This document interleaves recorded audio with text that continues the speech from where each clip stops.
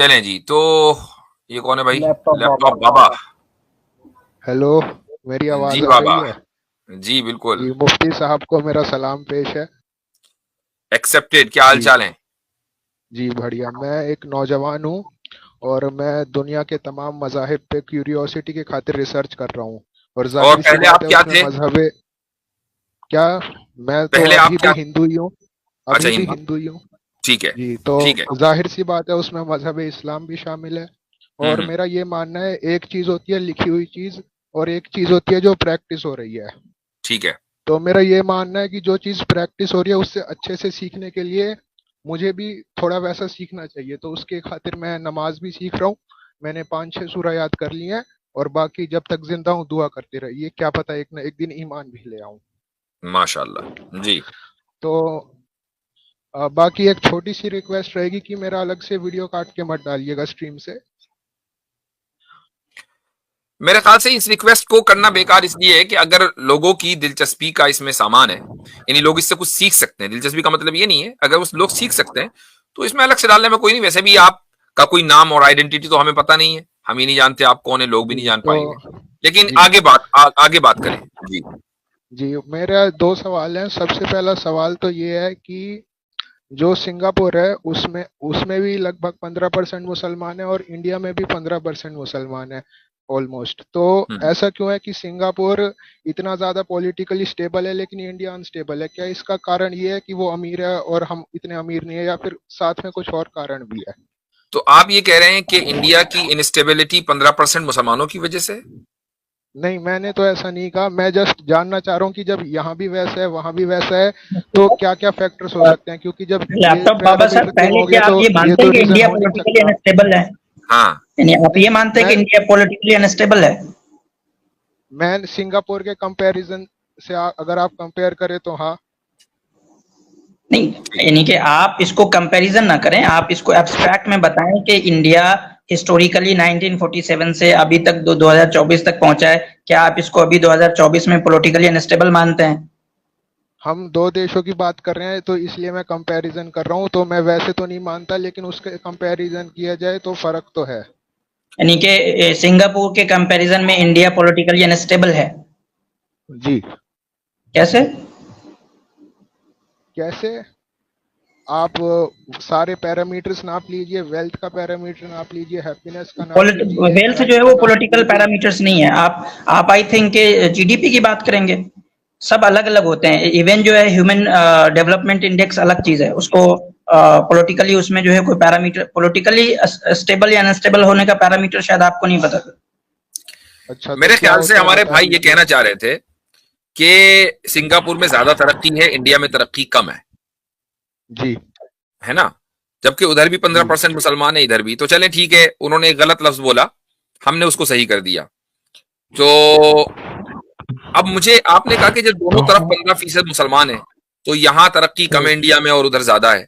तो मैं यही पूछ रहा हूं हम्म कि जिस फैक्टर को आप जिक्र कर रहे हैं, क्या उस फैक्टर की वजह से वहां या यहां इंडिया में तरक्की का हम्म ये एक फैक्टर है? जितने भी फैक्टर्स हो सकते हैं, हम्म क्या 15% या 20% मुसलमान का होना क्या एक फैक्टर है हम्म। किसी भी ऑर्गेनाइजेशन के नजदीक या आपके नजदीक? नहीं है। तो फिर यही आप तो ये पूछ क्या रहा हूँ, तो सवाल है? फिर क्या फैक्टर है? इसीलिए तो पूछ रहा हूँ क्या फैक्टर है।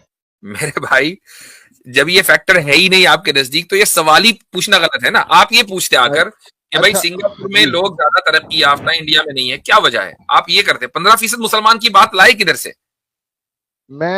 मैंने सिमिलैरिटी रखी ना कि यहाँ भी डेमोक्रेसी वहाँ भी डेमोक्रेसी, यहाँ पे भी ऐसा यहाँ पे भी ऐसा, तो फिर फर्क किस चीज का है, ये पूछने के लिए रखी मैंने सिमिलैरिटी। बस वहां मोदी जी नहीं है, यहाँ मोदी जी है। वहां अंबानी नहीं है, यहाँ अंबानी है। वहां अडानी नहीं है, अडानी है। ये फर्क है। नहीं, वहां भी तो अमीर लोग होंगे। नहीं तो अमीर लोग मुल्क को चूस तो नहीं रहे ना, और सियासतदान उन अमीरों को करोड़ों रुपए कर्जे देकर माफ तो नहीं कर रहे ना। पूरा मुल्क वहां किसी अमीर की शादी में नाच तो नहीं रहा ना। तो ये आपके फर्क है। कहने का मतलब है कि यहाँ करप्शन ज्यादा है? मतलब ऑब्वियसली बात है। अच्छा। भाई उसके बहुत सारे फैक्टर्स हैं, ठीक है, वो एक अलग मौजू है। उस पर भी बात कर सकते हैं, लेकिन ये स्ट्रीम का मौजू नहीं है। हम हाँ। स्ट्रीम के मौजू पर आ अच्छा, जाए तो ठीक। ठीक है। तो मैं अपना दूसरा सवाल पूछ लेता हूँ कि जो सद्दाम हुसैन थे, जो राजा होते हैं बहुत सारे अच्छे काम भी करते हैं, बहुत सारे बुरे काम भी करते हैं। तो जो उन्होंने इस्लामिकली बुरा काम किया था वो थी अपनी मूर्तियां बनवाना। तो मुझे ये जानना है कि ये चीज तो ओवरऑल आप उनको कितना सही मानेंगे और कितना गलत मानेंगे, और जो जनरल पर्सपेक्टिव है मुसलमानों का वो उसके प्रति पॉजिटिव है या नेगेटिव है? देखें, ये चीज भी एक पॉलिटिकल क्वेश्चन है, क्योंकि सद्दाम हुसैन एक पॉलिटिकल पर्सनालिटी थे, वो कोई मजहबी शख्सियत नहीं थे। तो जब एक पॉलिटिकल जी पर्सनालिटी होती है तो कुछ लोग उनके साथ होते हैं, कुछ लोग उनके साथ नहीं होते। इराक में ही खुद जी इतना जबरदस्त डिवीजन रहा कि कुछ लोग उनके साथ थे, कुछ उनके खिलाफ थे। तो अब बाकी ये कि उनके साथ आगे वहां क्या होगा, ये मेरे और आपके फैसला करने का नहीं है काम। ये काम तो अल्लाह ताला का है। वो चाहेंगे तो बख्शेंगे, चाहेंगे तो नहीं बख्शेंगे। वो उनका और अल्लाह ताला का मामला है। हाँ, ठीक है, वो उनका ये और सही है। अल्लाह ताला का मामला है, लेकिन लोगों के दरमियान जो जनरल पॉइंट ऑफ व्यू है वो क्या है? जनरल पॉइंट ऑफ व्यू जो आज है उनकी, देखें, एक आदमी की जिंदगी में एक जनरल पॉइंट ऑफ व्यू अलग होता है।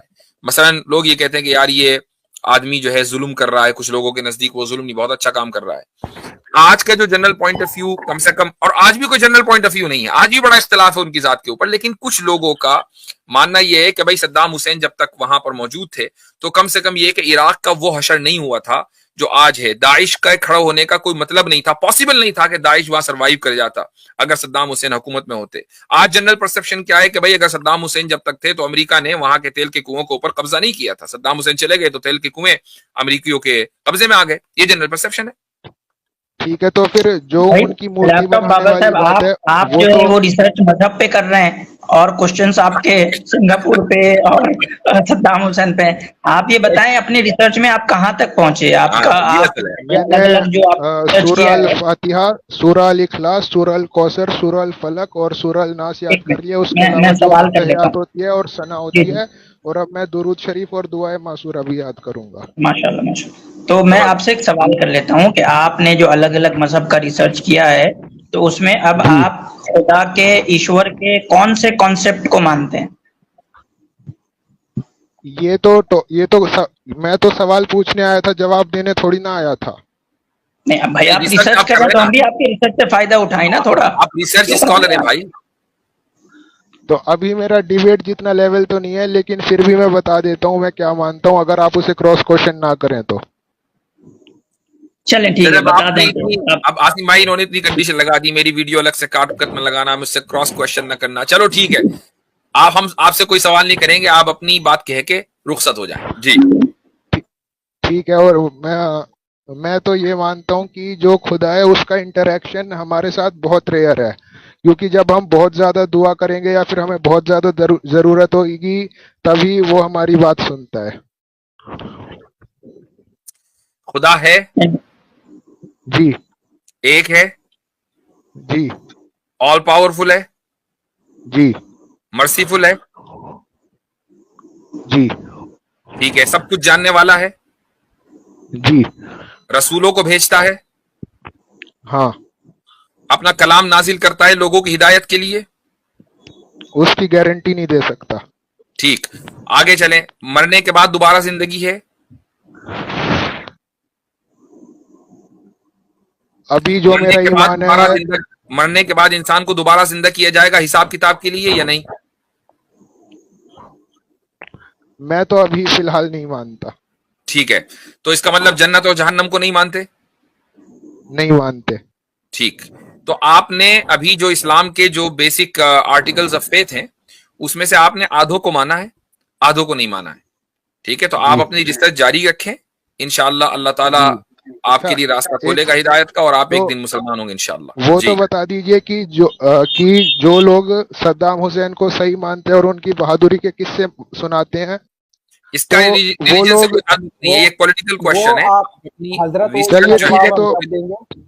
सुने सुने लैपटॉप बाबा, इसका जवाब हम जी कब देंगे? जब आप हमें ये बता देंगे कि नेपाल आज तक इंडिया की जितनी तरक्की क्यों नहीं कर पाया, तब हम इसका जवाब दे देंगे अगली बार, ठीक है? इसका सद्दाम हुसैन से क्या रिश्ता? चले चले ठीक है। तो सद्दाम हाँ, हुसैन के सद्दाम क्वेश्चन हुसैन का का रिलीजन अल्लाह से से क्या क्या रिश्ता? रिश्ता? यही तो बात है। लगता है सद्दाम हुसैन की बेटी ने इनका रिश्ता रिजेक्ट कर दिया। जी हाँ। लैपटॉप बाबा इजाजत लेंगे आपसे।